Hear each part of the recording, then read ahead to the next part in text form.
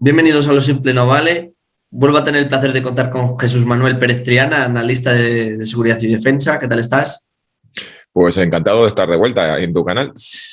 Bueno, lo primero, muchísimas gracias por compartir tu tiempo conmigo. Y bueno, vamos a hablar de la actualidad de la guerra de Ucrania, que ahora se centra más en el Donbass. Sí, efectivamente, pues si uno mira en el mapa dónde se están concentrando los combates y mira la escala en kilómetros, nos vamos a encontrar con que de un país que es extensísimo, la acción está centrada pues, en un territorio muy limitado. Están dos salientes que están al sur de la ciudad de Izium, luego la de Yampil, y luego ya todo lo que es el núcleo que forman las ciudades de, a ver si lo digo bien, Sievierodonetsk, porque se varía, y Lysychansk. Y ahí en esas dos ciudades, si uno mira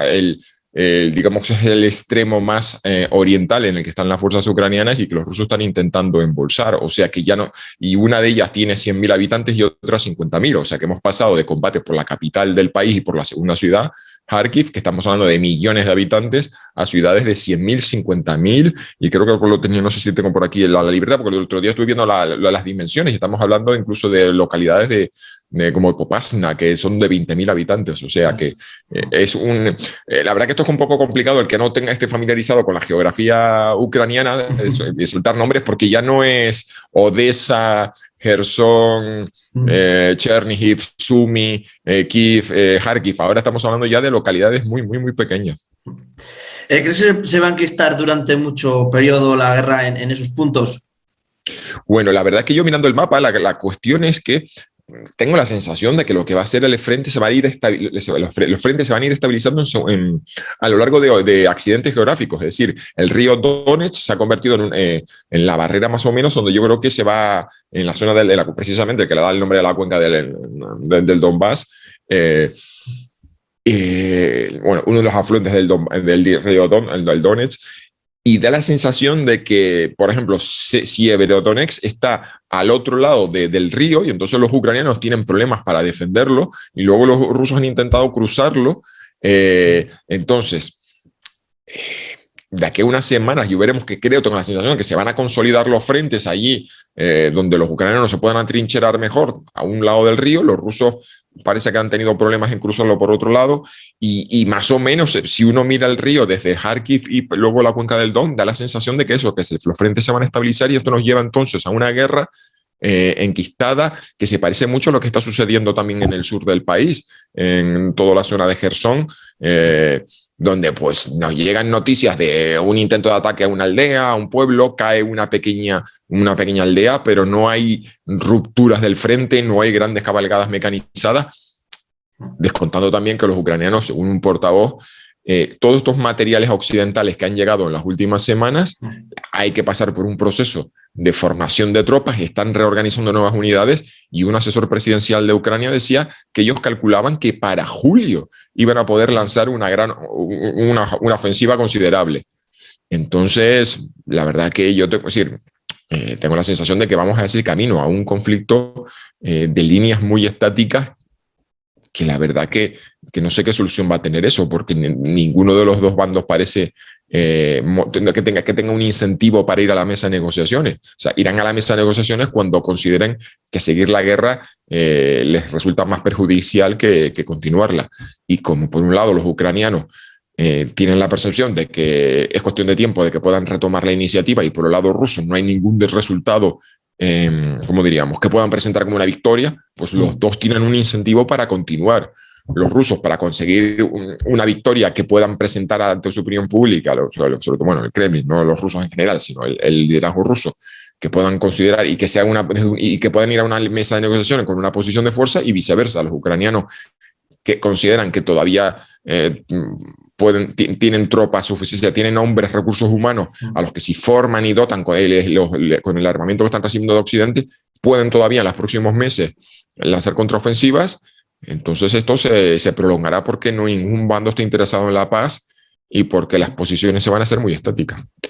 Y claro, ante esta situación también el armamento que tiene suministrar los otros países a Ucrania es muy diferente al del principio de la guerra. Pues una de las cosas que estamos viendo fundamentalmente es la artillería. Sí, en la artillería, viendo que han pasado los ucranianos de tener las piezas remolcadas de 30, de 122 milímetros de la era soviética a las M777 de 155. Aunque yo creo a ver, sí, los ucranianos están muy orgullosos y diciendo que sí, que la artillería ellos lo notan, tienen mayor alcance. Pero yo no sé si, a ver, ¿cómo diríamos? Que yo no creo que ha sido eso tan fundamental como a lo mejor el uso extensivo de drones combinados con la artillería. Eso yo creo que la combinación de drones de reconocimiento que vigilan el campo de batalla, localizan las posiciones rusas y les permiten a los artilleros pues dar en el blanco con mayor precisión porque les permite corregir el fuego, pues a lo mejor eso es lo que realmente ha tenido impacto, porque luego hay toda una serie de materiales blindados que, bueno, primero que de momento no han sido decisivos y segundo, que mucho de una de las cosas es que o es armamento occidental que son excedentes antiguos o se trata de elementos excedentes también heredados de la Guerra Fría que son los mismos que ya tenían los ucranianos, o sea que todavía, no, quitando los drones y drones kamikaze, yo no he visto todavía algo que sea realmente disruptivo y que digamos, cualitativamente haya supuesto un cambio, sino un salto. Pero eso sí, podemos decir que, bueno, evidentemente los misiles anticarro, Javelin y Enlow, es decir, sin la ayuda militar occidental, Ucrania no estaría pues logrando llevar la iniciativa en algunos sitios y habiendo frenado a los rusos en el norte del país. O sea que sí, ha sido fundamental. Lo que pasa es que la guerra tiene unas características que no es, como digamos, no son grandes batallas puntuales, sino que es un continuo desgaste ruso y no ha habido esas grandes cabalgadas por los campos de los trigales, bueno, más que trigales, campos de girasoles ucranianos, sino que es una guerra de saltos muy, muy cortos. También te quería preguntar que, bueno, se estaba visto que iba a pasar la rendición ya de Mariupol. Bueno, la verdad que yo llevo semanas diciendo que esto, bueno, que caería tarde o temprano. Es decir, hubo un momento que yo decía, esto va a ser cuestión de días y luego. Lo que pasa es que las fuerzas, los defensores de Mariupol se atrincheraron en la planta siderúrgica de Azovstal y entonces eso retrasó lo que parecía inevitable. Entonces pasamos de me acuerdo, yo en la televisión, en las entrevistas y en tanto televisión y radio diciendo, lo de Mariupol va a ser están condenados a la rendición o a la destrucción. Y de repente se atrincheraron en la planta siderúrgica y entonces ya parecía que iba a ser una cosa que iba a durar muchísimo más. La cuestión es que ese asedio, como es una cuestión matemática, ¿cuántos combatientes tienes? ¿Cuántos kilos de comida y cuántos litros de agua necesitas para sostener a esa tropa al día? ¿Cuántas municiones y proyectiles? Haces un cálculo y te sale que para tantos miles, no sé, estamos hablando ya de 1000. Se hablaba de 1000, por lo menos que se habían rendido ya 1000 combatientes. Pues ¿cuántos litros de agua, kilos de comida, kilos y toneladas de munición necesitas? Pues, o sea, entonces era una cuestión de tiempo. Es decir, por muy numantino, por mucha voluntad de una resistencia hasta el final, pues era materialmente imposible que fuese indefinida en el tiempo. Más allá de que hubiese algún golpe de mano que les permitiera capturar munición. Entonces, a ver, por un lado, concluyendo, que Mariupol o Azovstal se había convertido en algo simbólico, o sea que pero precisamente como los rusos lo convirtieron en un símbolo que debía ser aplastado, dedicaron demasiados hombres, demasiado tiempo y demasiados recursos en conquistarlo, cuando a lo mejor simplemente les hubiese valido mantener el perímetro de la ciudad y haber hecho un asedio y haber destinado todos esos recursos al resto de la ofensiva. Y entonces lo que han logrado los defensores de Mariupol, más allá, a pesar de que se hayan rendido, es que los rusos han obtenido una victoria pírrica y que han dedicado demasiado tiempo, recursos, hombres, para conquistar una ciudad, cuando esos recursos les hubiesen sido más útiles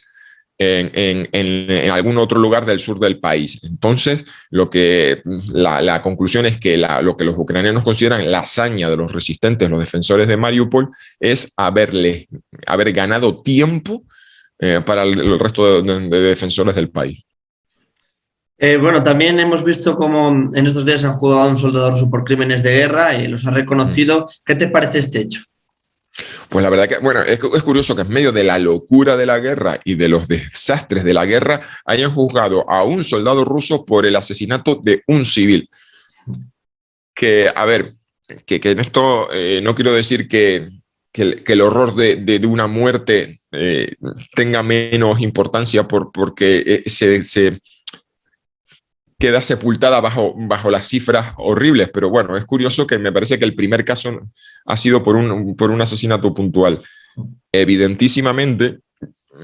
esto es el comienzo, yo creo que, bueno, es decir, que esta guerra ha estado salpicada por este tipo de hechos que tienen, yo creo que en mi punto de vista, primero porque hay unos antecedentes históricos, es decir, al que haya seguido el comportamiento del ejército ruso en las guerras de Chechenia o las guerras de Siria,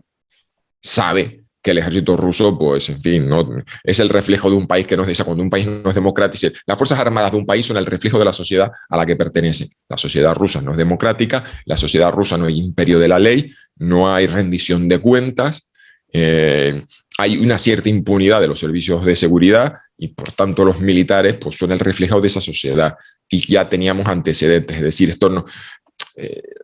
no se trata de cascos azules de Suecia que nos sorprenden por alguna atrocidad, no, son soldados rusos y el que quiera que haya conocido un poco su comportamiento en otras guerras dice, bueno, pues se han comportado. Aún así, sí suceden a veces las atrocidades puntualmente en algunos ejércitos de países democráticos, es decir, sí existen. Y ahí tienen que ver con otra cosa, con la ruptura de la disciplina, es decir, situaciones en las que el mando...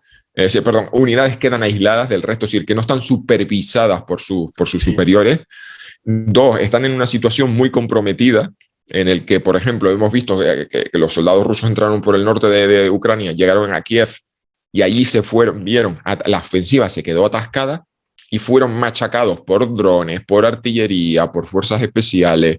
Y entonces están soldados manteniendo una posición que no avanza, el empuje de la guerra. Se están viendo día y noche, que es un goteo constante de bajas con un sentimiento de impunidad, y eso es una de las cosas que se ha estudiado en cuanto al síndrome de estrés postraumático y a esto que es cuando tú estás en una guerra y estás luchando cara a cara con un enemigo que tiene rostro, pues entiendes que es un lanza del combate, que puede que caiga un compañero o hay un peligro, pero cuando estás en una situación en la que el enemigo no tiene rostro, tú estás en una posición aislada, alejada, y los enemigos utilizan drones, misiles, emboscadas, y tú no tienes forma de contrarrestar. Eso va a generar una frustración que luego, por ejemplo, eso sucedió en el caso de Irak con los artefactos explosivos que se ponían al borde de las carreteras, que los soldados tenían la sensación de que había un enemigo que les atacaba con impunidad y que ellos no eran capaces de devolver eso. Y eso genera una sensación de angustia y de frustración que se termina descargando sobre la población a la que se le considera cómplice y que muchas veces, pues bueno, son los que llaman por teléfono, es decir, esos civiles que están ahí escondidos detrás de la cortina, mirando, que no tienen nunca rostro y que son los que dan los datos y que son los que, los 1000 ojos, o sea, las ciudades tienen 1000 ojos y que son los que, además en Ucrania sabemos que por aplicaciones de mensajería la población civil notifica el paso de convoyos rusos. Entonces, eso eran las circunstancias, entonces, uno, estructurales, de un ejército que no forma parte de un país democrático y que tenía antecedentes de atrocidades. Dos, las circunstancias particulares del colapso de la disciplina y el colapso de la moral en unos soldados que estaban, pues bueno, hay muchos engañados sobre el propósito, o sea, habían llegado ahí a Bielorrusia pensando que iban a ir unas maniobras y de repente se han encontrado en una guerra que ha sido una locura, que en el que han visto pues sus compañeros cayendo incesantemente. Además, y cuando dije soldados aislados, no me refiero además en el sentido físico de que las líneas de comunicación cortadas por problemas en las radiocomunicaciones, en los convoyes logísticos. Entonces, o sea, desde el punto de vista de la sociología militar, por así decirlo, como sociólogo, entiendo todas las causas que nos han llevado ahí. Y en el caso de ucranianos, bueno, esas atrocidades generan una espiral en la que los ucranianos se sienten legitimados para cometerlas. Porque entonces consideran que están vengándose del tratamiento que le han dado los rusos a la población y se abre la puerta al tratamiento brutal de los prisioneros, como ya vimos en un momento un vídeo de unos prisioneros a los que les pegaban un tiro en las piernas, y aparte de la guerra del Donbass, que como todas las guerras civiles, guerras que tienen elementos civiles. Es una guerra instigada por Rusia, pero tienen todos los elementos de una guerra civil, en el sentido de que en ambos bandos tenías a ciudadanos ucranianos, prorrusos y pro-Kiev, matándose y no hay y sabemos también por en ciencias sociales que las guerras más brutales son las que se suelen dar si la violencia más brutal se ejerce contra el que es más parecido a ti, paradójicamente. El narcisismo de la diferencia, la idea de que consideramos como alguien absolutamente diferente y un enemigo mortal a alguien que en el fondo no deja de ser muy, muy parecido a ti. Pensamos desde Vietnam, Corea, la Guerra Civil Española, en fin, ese tipo de atrocidades se cometen en el contexto de conflictos en los que ambos bandos son pues nacionales del mismo, o nacionales o de un mismo grupo étnico, o sea que aunque se ha hablado de genocidio en esta guerra, yo, la verdad, no me gustaría estirar demasiado el concepto, pero sí me refiero que no es algo que nos haya sorprendido, por así decirlo, viendo los antecedentes de la guerra del Donbass del 2014 al 2022 y luego las circunstancias que se han dado en torno, por ejemplo, a la ofensiva de Kiev. Vale, para ir terminando te quería preguntar también por el peligro que puede acarrearle a Moldavia, lo que le están diciendo desde el Kremlin un poco, si hay peligro real de que también entren en guerra con ellos, y luego también que entre en la OTAN Finlandia o Suecia. Bueno, en primer lugar, tenemos por ejemplo, más allá de las elucubraciones, porque yo fui el primero antes de la guerra en que me acuerdo que decía, ojo, porque las ambiciones rusas son llegar hasta Moldavia, hasta Transnistria, que es un territorio excindido de Moldavia, que donde el gobierno no ejerce el control, y eso le permitiría a los rusos, el sueño de los rusos sería, uno, la franja que va desde Rusia hasta la península de Crimea, porque eso les permite abastecer Crimea, que está conectada a Rusia nada más que por un puente y por tanto vulnerable en el estrecho de Kerch, que eso puede ser destruido con un misil de crucero, con un misil balístico o por un sabotaje, y además hubo problemas durante la construcción del puente, entonces los rusos percibían que Crimea podía ser aislada, entonces tienen eso, la franja. Entonces el siguiente paso era avanzar hacia la costa ucraniana del Báltico, que es el eje que forman las ciudades de Gerson, Mykolaiv y Odessa. Ese eje ese eje no avanzó porque en las puertas de Mykolaiv los rusos fueron derrotados.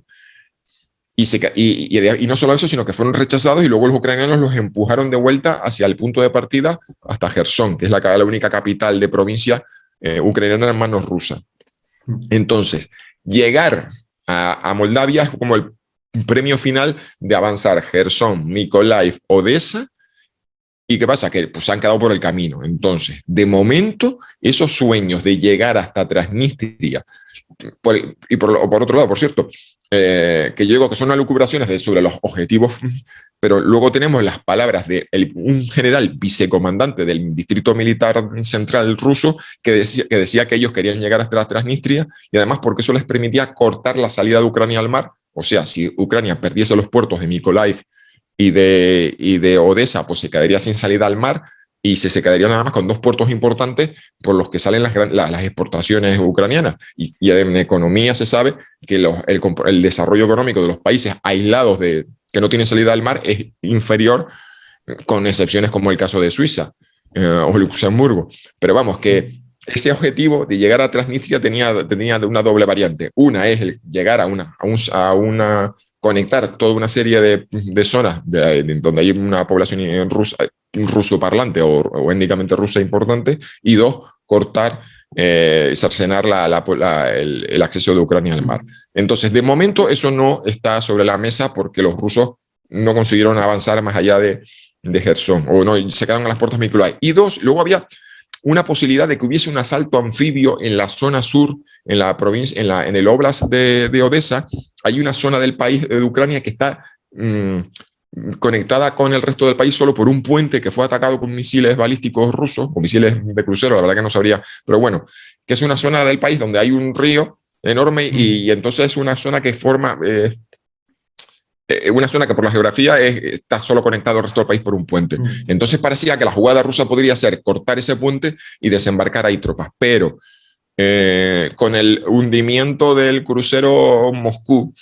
con el ataque contra aquellos barcos de asalto anfibio en un puerto, pues entonces la posibilidad de operar libremente en el Mar Negro parece que ha quedado limitada. Es decir, que después de ver cómo los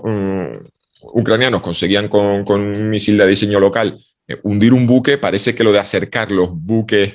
a la costa, entonces las dos opciones, ir por tierra,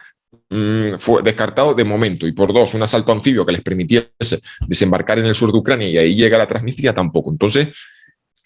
esa ambición rusa la veo un poco probable ahora mismo. Y la segunda cuestión de Suiza y Finlandia es que se le presenta a Rusia una ventana de oportunidad. Es decir, si los rusos quieren hacer algo contra Ucrania, contra Finlandia o Suecia, es ahora, porque no hay un tratado, no han firmado el Tratado del Atlántico Norte y no se les aplicaría la cláusula del artículo 5, por el cual toda la OTAN tendría que ayudarles. Como entonces están precisamente en una ventana de oportunidad de peligro, porque Putin puede pensar, ataco a Finlandia ahora mismo, y se les quitan las ganas de entrar en la OTAN. Pues bueno, pues entonces Reino Unido ha dicho que aunque no sean miembros de la OTAN, ellos, Reino Unido, les ayudaría en caso de guerra. Y Estados Unidos está por la labor de firmar algún tipo de acuerdo, de preacuerdo. Entonces, eso se supondría que Finlandia quedase y Suecia quedarían bajo el paraguas de Estados Unidos y Reino Unido, y eso podría disuadir a Vladimir Putin. Es que estamos pensando que Putin atacó a Ucrania porque pensaba que también había una ventana de oportunidad. Ucrania se estaba volviendo demasiado pro-occidental, las fuerzas armadas ucranianas se estaban transformando y entonces era preferible invadir ahora Ucrania y llevarla de nuevo a la esfera de influencia rusa antes de que fuera demasiado tarde. Entonces, si Rusia quiere hacer algo con Finlandia, será, o sea, el máximo momento de peligro será ahora. Que no sería a lo mejor una invasión, sino que sería, pues, no sé, algún tipo de ataque puntual con la reserva de misiles estratégicos que no han empleado en la guerra de Ucrania. Y bueno, no sé yo hasta qué punto, porque bueno, han dicho, por supuesto, que llevamos unos días diciendo los rusos que no entendían por qué Finlandia se sentía amenazada, que ellos no tenían nada contra Finlandia, porque no tenían ningún problema fronterizo, claro, por la guerra de invierno del 39-40 y la de continuación en el 44, o sea que las disputas fronterizas con Finlandia estaban totalmente cerradas. Pero claro, también nosotros recordemos, en enero de 2022 los rusos decían que no tenían ningún problema con Ucrania y que no iban a invadirla. Entonces ahora la frase que salga de un diplomático ruso, no tenemos ningún plan de invasión o de ataque contra el país X, decir que bueno, no es un argumento válido decir que no que el diplomático X ha dicho que no van a atacar, porque ya tenemos antecedentes que lo han hecho. ¿Tiene sentido que lo hagan? Pues a lo mejor podemos pensar, es que por ejemplo yo tengo un amigo, Guillermo Pulido, que es una de las pocas personas, de las pocas personas en España que anticipó públicamente de que iba a haber una invasión rusa, y porque le ha estado estudiando el pensamiento militar ruso y que decía el otro día en Twitter que si había que esa ventana de oportunidad de los rusos se les estaba cerrando y que si querían atacar a Finlandia, la jugada sería lanzar un ataque demoledor con misiles de crucero contra infraestructura crítica de Finlandia, dejar a Finlandia sin refinerías, centrales eléctricas, nudos de ferroviarios, y decirle a Finlandia, mira, no te metas en la OTAN, y cualquier país fronterizo con Ucrania que se quiera meter en la OTAN va a correr el mismo peligro. O sea, un ataque que sea hacer de Finlandia un ejemplo, ser un ataque punitivo que sirva de ejemplo. Por ello digo que la única argumento en contra sería decir, bueno, no, los rusos no están tan locos o no están tan descabellados, pero ya pasamos por ese tipo de pensamiento en enero. Entonces, yo la verdad que no sé qué va a ser. Hoy hubo Reuters, creo que la agencia Reuters sacó unas declaraciones de la primera ministra diciendo que que ellos querían entrar en la OTAN, pero eso no significa que ahí se iban a instalar bases militares occidentales en Finlandia ni que iban a albergar armas nucleares. Luego la primera ministra Sanna Marin salió en Twitter diciendo que me han tergiversado, yo no quise decir eso, con lo cual no sé qué fue lo que quiso decir exactamente, pero a lo mejor efectivamente Finlandia entró en la OTAN, pero no quiere decir eso que van a montar una base de como la de Rota allí con aviones estadounidenses, ni van a albergar armas nucleares como Alemania. Entonces sería simplemente formar parte de la Alianza Atlántica,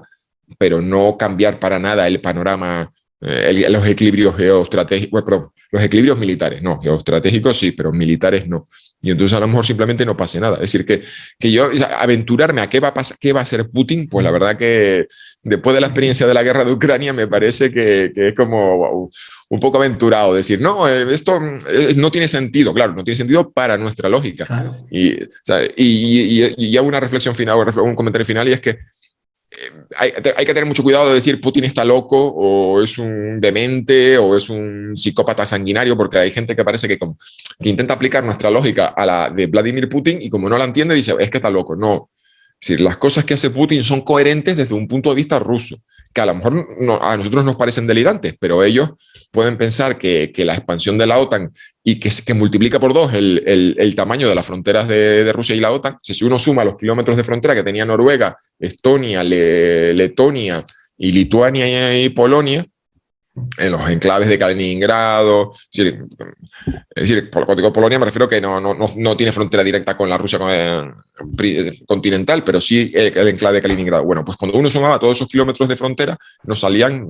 como alrededor de 1.000 y poco. Y ahora solo Finlandia tiene 1.200, 1.300, o sea que se multiplican por 2 las fronteras. Entonces, a lo mejor desde el punto de vista ruso, esto es absolutamente una línea roja que cruzar y que requiere acciones decisivas. Y nosotros decimos, pero si Finlandia no es una amenaza para nadie, es un país de 5,5 millones de habitantes, es más pequeño que la población de Cataluña o de Andalucía. Pero bueno, entonces, por tanto, hay que tener mucho cuidado de aplicar nuestra lógica europea occidental posmoderna, decir, pero si la entrada de Finlandia no es ningún problema, es un pequeño,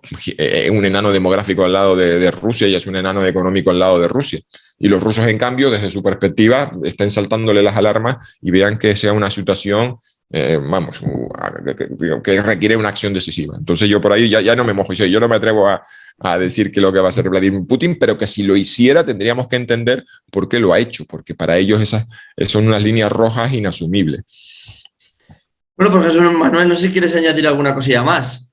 Pues no, la verdad que yo creo que eso, lo importante es que eso, que la guerra está entrando, a mí personalmente me da la sensación de que va a entrar en una fase de estancamiento, no en el sentido de que no pase nada, sino de que las novedades que tengamos no van a ser tan decisivas y disruptivas como fue la retirada de Kiev o demás. Más allá de que están llegando noticias de un contraataque con una contraofensiva ucraniana que no hemos mencionado, pero yo hasta que no vea las fotos y la confirmación, porque rumores y noticias, muchas. Sí. Y yo siempre en esto he sido muy cauto, de hasta que no veamos una foto o un vídeo de un ucraniano clavando una bandera en un campanario y que podamos luego geolocalizar el campanario y saber que efectivamente está el pueblito porque tenemos fotos y vídeos en internet y sabemos que está ahí. Entonces, pero de todas formas hay una cosa muy curiosa y esto de las contraofensivas ucranianas y es que están muy focalizadas a Ucrania con todo lo grande que es el país, solo es capaz de hacer contraofensivas en territorios muy, muy pequeños, igual que los rusos están operando en territorios muy, muy pequeños. Entonces todo tiende a hacer una estabilidad en el que los avances van a ser muy cortos y en el plano diplomático no hay ninguno de los dos bandos tiene un incentivo para hacer la paz, así que tememos que esto se va a prolongar. Pues bueno, pues Jesús Manuel, muchísimas gracias por compartir tu tiempo conmigo, otra vez te lo voy a decir y espero que nos volvamos a ver otra vez. Pues nada, como he dicho, esto se va a prolongar, pues me parece que habrá que volver a hablar de Ucrania próximamente, más tarde que temprano. Pues bueno, pues hasta la próxima y un saludo a todos los espectadores. Pues muchísimas gracias, nos vemos.